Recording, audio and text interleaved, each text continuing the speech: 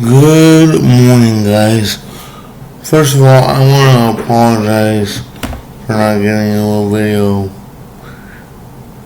yesterday. You know, yesterday was a little busy for me, and I never got around to recording. But now I'm back, and time to continue with the story of Joseph. Just to recap, last video we read Genesis 40, which basically tells the part of Joseph's story when he's in the prison and he is taking care of the chief cupbearer and the chief baker, and because he sees that they're troubled, he asks them why. They tell him their dreams. He interprets them as God had wanted him to do, and then we see the dreams come to fruition. So now we're going to pick up Genesis 41 and continue the story. Genesis 41, Pharaoh's dreams. 2 full years later, Pharaoh dreamed that he was standing on the bank of the Nile River. In his dream, he saw 7 fat, healthy cows come up out of the river and began grazing in the marsh grass. Then he saw 7 more cows come up behind them from the Nile. These cows stood beside the fat cows on the riverbank. Then the scrawny, thin cows ate the 7 healthy fat cows. At this point in the dream, Pharaoh woke up, but he fell asleep again and had a second dream. This time he saw 7 heads of grain, plump and beautiful, growing on a single stalk. Then 7 more heads of grain appeared, but these were shriveled and weathered by the east wind. And these thin heads swallowed up the 7 plump, well-formed heads. Then Pharaoh woke up again and realized it was a dream. The next morning, Pharaoh was very disturbed by the dreams, so he called for all the magicians and wise men of Egypt. When Pharaoh told them his dream, not one of them could tell him what they meant. Finally, the king's chief cupbearer spoke up. "Today I have been reminded of my failure," he told Pharaoh. "Some time ago, you were angry with me. You were angry with the chief baker and me, and you imprisoned us in the palace of the captain of the guard. One night, the chief baker and I each had a dream, and each dream had its own meaning. There was a young Hebrew man with us in the prison who was a slave to the captain of the guard. We told him our dreams, and he told us what each of our dreams meant. And everything happened just as he had predicted. I was restored to my position as cupbearer, and the chief baker was executed and impaled on a pole. Pharaoh sent for Joseph at once, and he was quickly brought from the prison. After he shaved and changed his clothes, he went in and stood before Pharaoh. Then Pharaoh said to Joseph, "I had a dream last night, and no one here can tell me what it means. But I have heard that when you hear about a dream, you can interpret it." "It is beyond my power to do this," Joseph replied, "but God can tell you what it means and set you at ease." So Pharaoh told Joseph his dream. "In my dream," he said, "I was standing on the bank of the Nile River, and I saw 7 fat, healthy cows come up out of the river and began grazing in the marsh grass. But then I saw 7 sick-looking cows, scrawny and thin, come up after them. I've never seen such sorry-looking animals in all the land of Egypt. These thin, scrawny cows ate the 7 fat cows. But afterwards you wouldn't have known it, for they were still as thin and scrawny as before. Then I woke up. In my dream I also saw 7 heads of grain, full and beautiful, growing on a single stalk. Then 7 more heads of grain appeared, but these were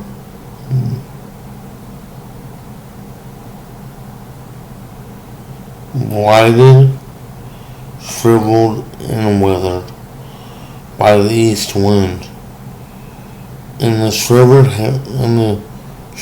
heads swallowed the 7 healthy heads. I told these dreams to the magicians, but no one could tell me what they mean."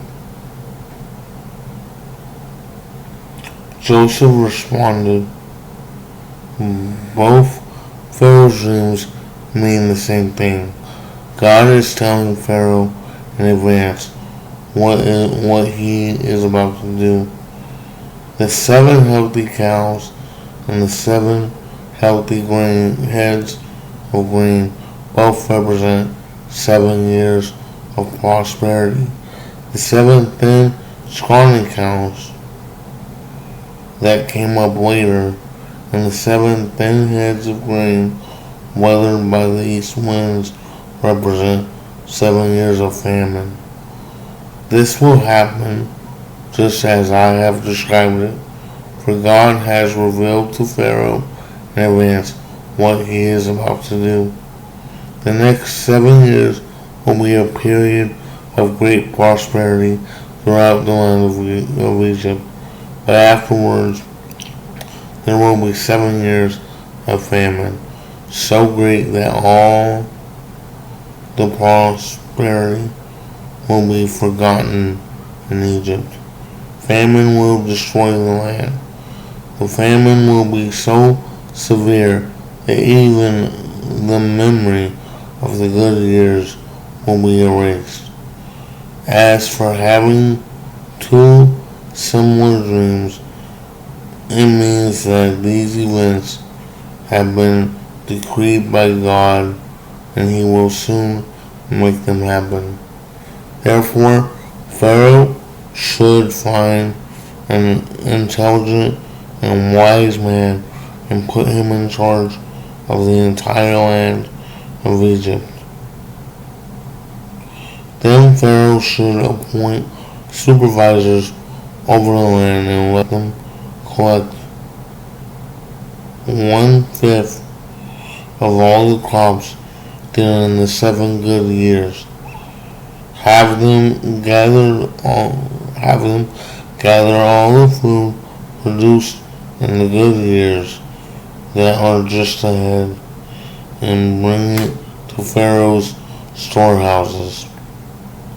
Store it away and guard it so that there will be food in the cities. That way there will be enough to eat when the 7 years of famine come to the land of Egypt. Otherwise, this famine will destroy the land.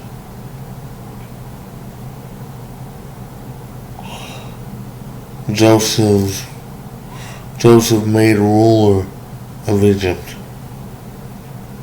Joseph's suggestions were well received by Pharaoh and his officials. So Pharaoh asked his officials, "Can we find anyone else like this man, so obviously filled with the Spirit of God?"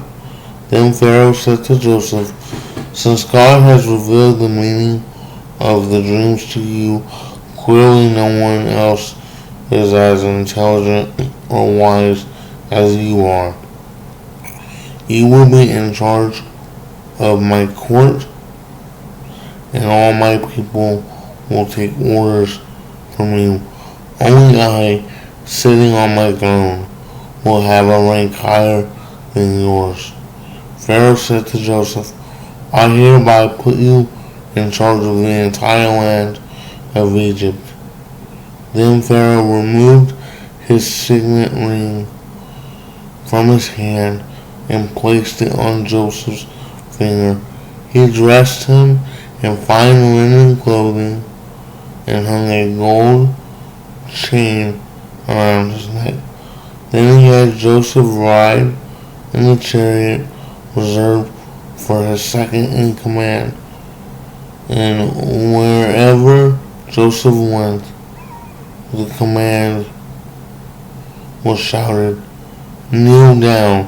So Pharaoh put Joseph in charge of all Egypt. And Pharaoh said to him, "I am Pharaoh, but no one will lift a hand or foot in the entire land of Egypt without your approval." Then Pharaoh gave Joseph a new Egyptian name, Zebedee-Pariah. Zebedee-Panish. Sorry guys, I'm not good with names in the Bible sometimes. He also gave him a wife whose name was Asnash. She was the daughter of Paltera, the priest of On.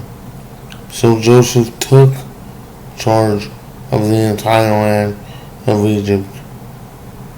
He was 30 years old when he began serving in the court of Pharaoh, the king of Egypt. And when Joseph left Pharaoh's presence, he inspected the entire land of Egypt. As predicted, for 7 years,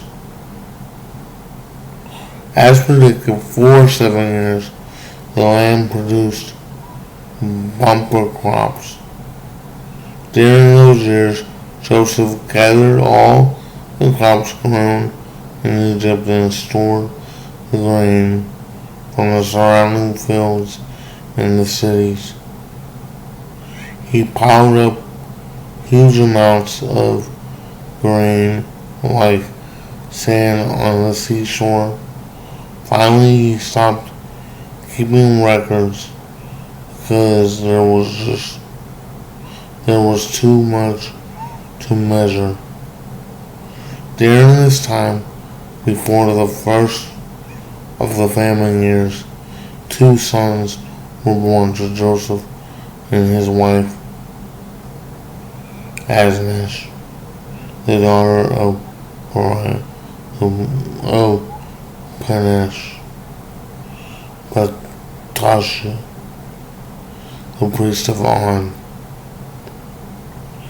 Joseph named his oldest son Manasseh, for he said, God has made me forget all my trouble and everyone in my father's family. Joseph named his second son Ephraim, for he said, God has made me fruitful in the land of my grief.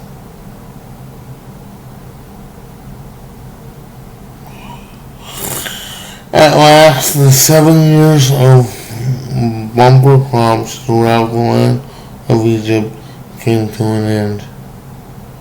Then the 7 years of famine began, just as Joseph had predicted. The famine also struck all the surrounding countries, but throughout Egypt there was plenty of food. Eventually, however, the famine spread throughout the land of Egypt as well, and when the people cried out to Pharaoh for food, he told them, "Go to Joseph and do whatever he tells you." So with severe famine everywhere, Joseph opened up the storehouses and distributed grain to the Egyptians, for the famine was severe throughout the land of Egypt, and people from all around came to Egypt to buy grain from Joseph because the famine was severe throughout the world.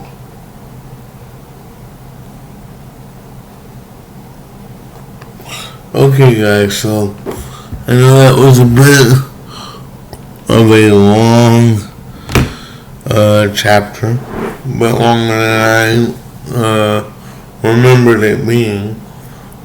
But I want to talk a little bit about this because in this we see that Joseph's triumph has finally happened. God has finally shown Joseph the plan for his life. And the plan was to save Egypt from this great 7 years of famine that was to take place.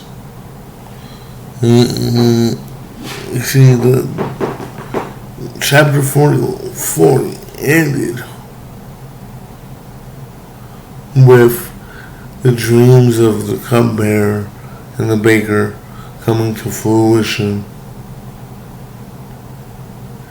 And chapter 41 begins with Pharaoh having the dreams of the healthy and sick cows, and then the healthy heads of grain and the weak, weathered heads of grain. And throughout the chapter, we see that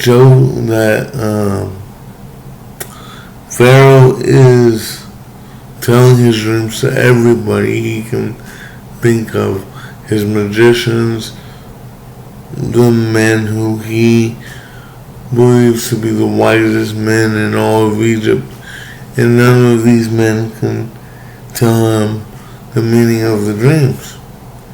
And then we finally see, and keep in mind, the events of chapter 41 take place a full 2 years after the events of chapter 40.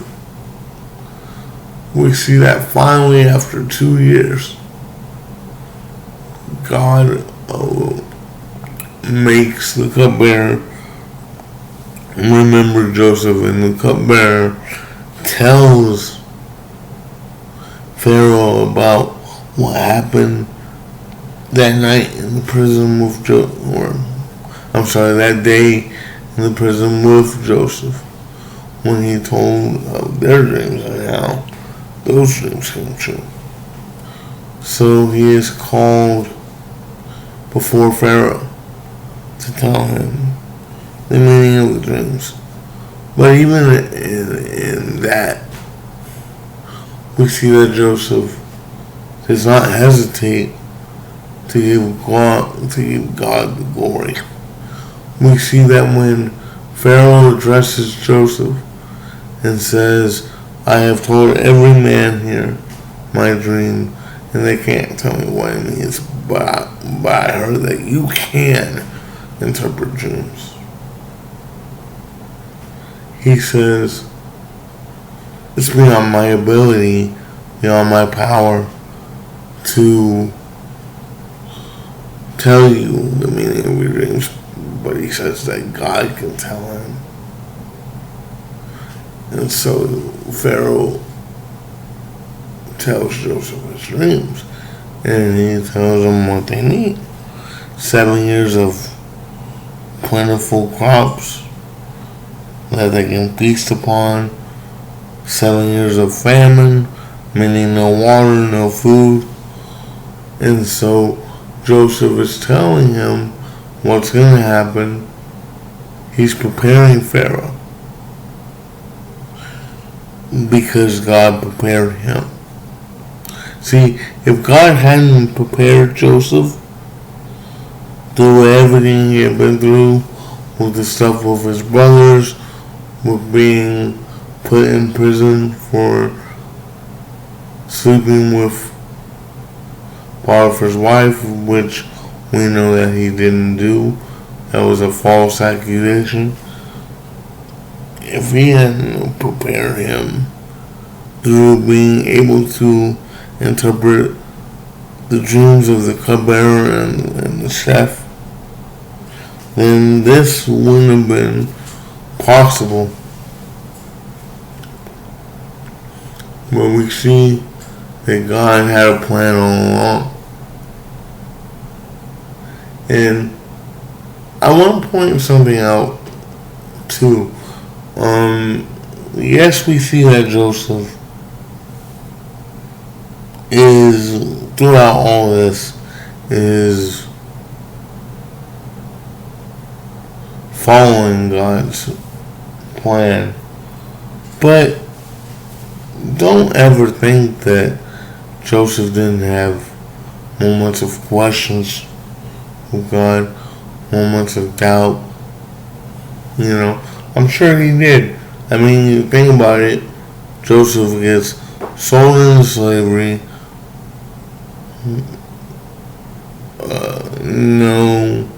for no reason of his own doing.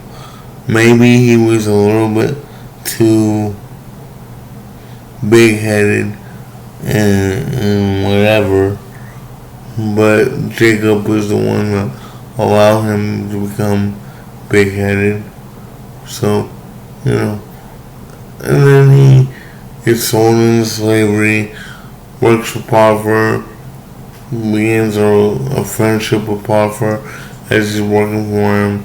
Then he gets falsely accused, thrown into prison, all because Potiphar's wife wants to sleep with him and he won't do it because it'd be dishonoring not only Potiphar but God.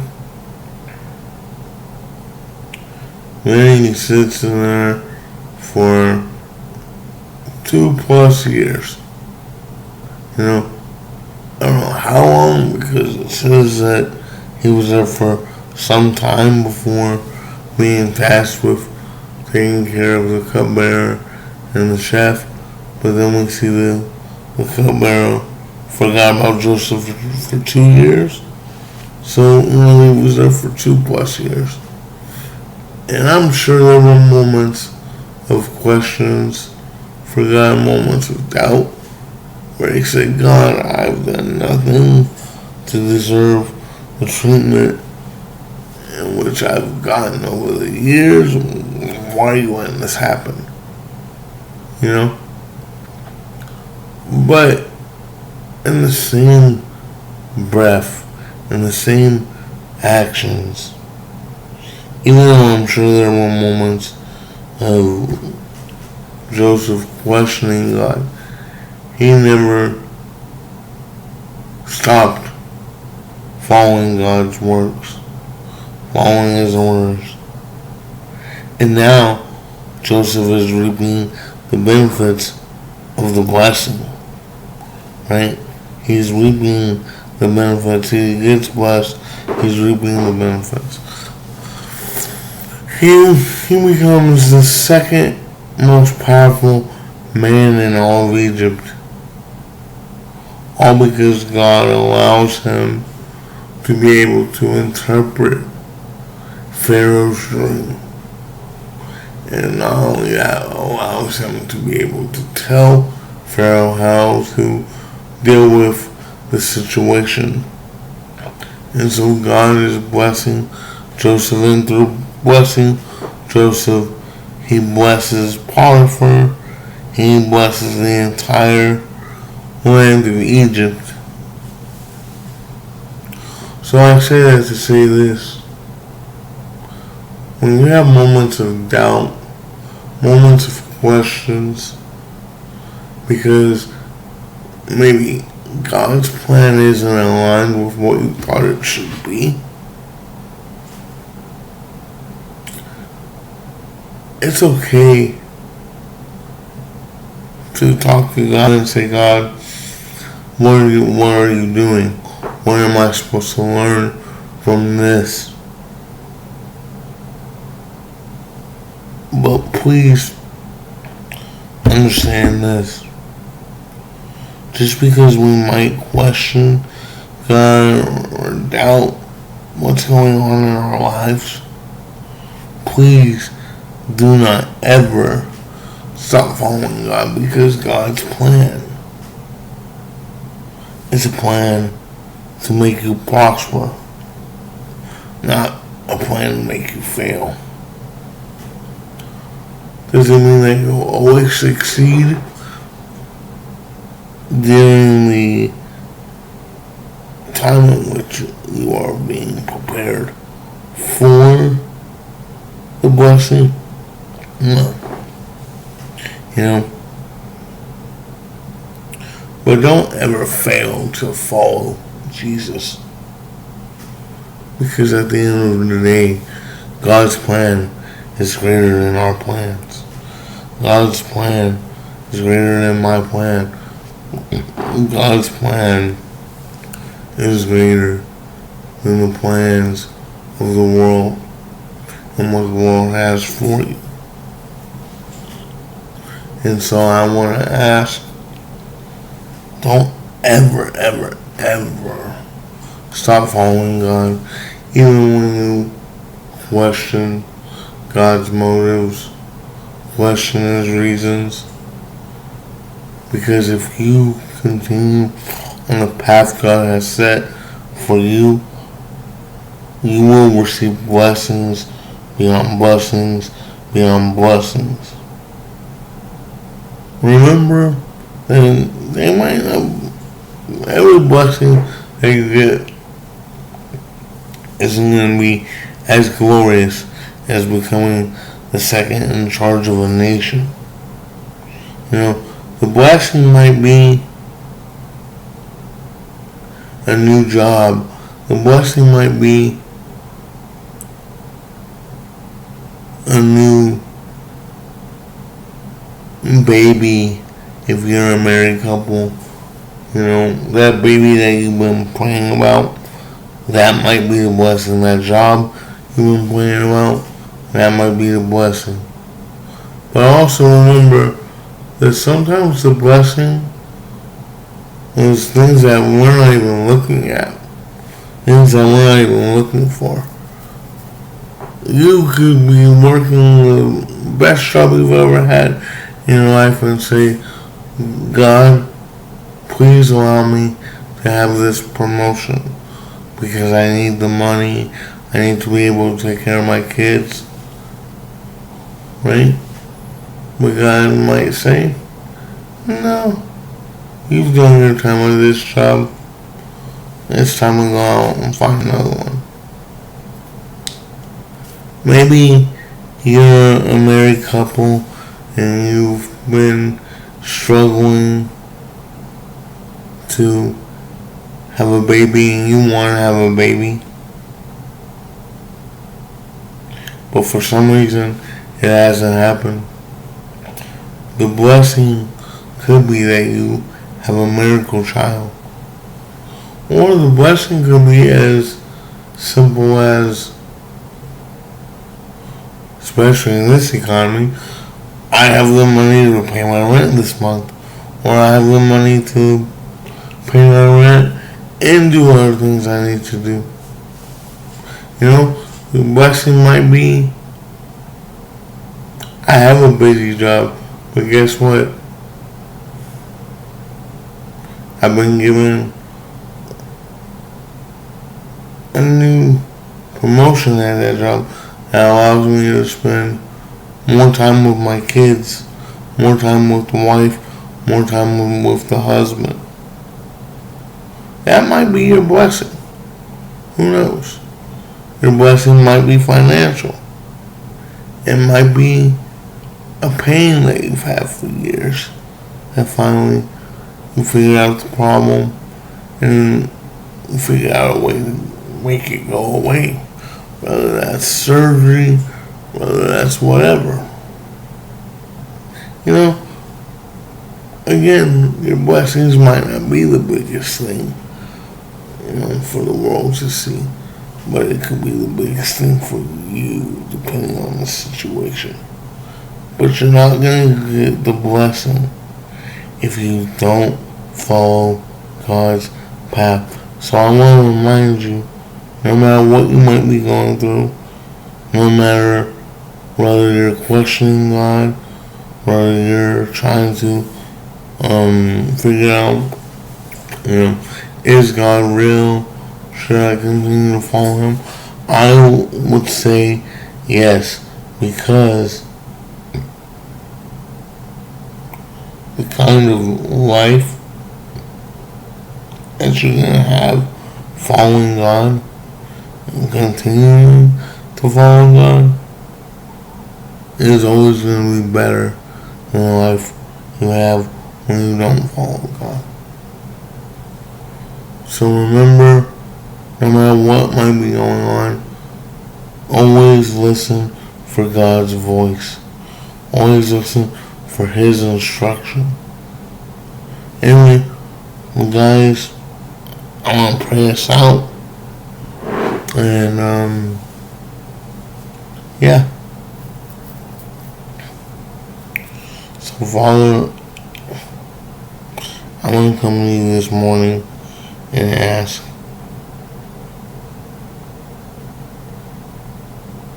that whatever might be going on in people's lives, whether it's financial, whether it's family, well, you know, that you continue to bless them, Father. And I want to ask that whatever the blessing is, be it big or small, that you allow people to see why they should be grateful for every bit of it. God, I want to thank you that you woke me up this morning. I want to thank you that you're allowing me to use the tool of YouTube to preach your word, to not only those who might be following me, but those who might find this later on down the road, whether it's here in Miami or in other countries that I'm not even sure about. Well, I want to ask that whoever might be struggling to believe in you, put your hands on them now and let them know that they can let go of all the anxiety and all the questions. Because those are just things coming from the enemy. And I pray that they know that you're in their corner fighting the enemy off on their behalf. Thank you, Father, for all the blessings that you have bestowed upon me and bestowed upon whoever might watch this today or in the days to come, months to come, years to come.